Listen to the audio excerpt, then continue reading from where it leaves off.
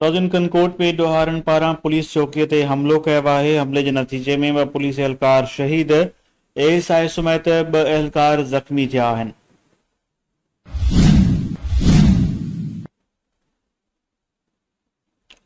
धाड़ेलनि कचे जे इलाइक़े ते क़ाइम पुलिस चेक पोस्ट ते हमिलो कयो आहे। ॿुधाए पियो त 20 खां मथे धाड़ेल हुआ जन पुलिस चेक पोस्ट ते हमिलो कयो। नतीजे में 2 एहलकार शहीद थी विया जॾहिं त 2 ज़ख़्मी थिया आहिनि। वाक़े बाद पुलिस जी वॾी नफ़री वाक़े वारे हंधि पहुती आहे। शहीद एहलकारनि में अलादीनो सब्ज़ोई ऐं निसार अहमद कलोड़ो, जॾहिं त ज़ख़्मियुनि में ज़ाहिद नसराणी ऐं एएसआई अनवर चन्हा शामिल आहिनि। धाड़ेल फायरिंग कंदा कचे तरफ़ फरार थी विया।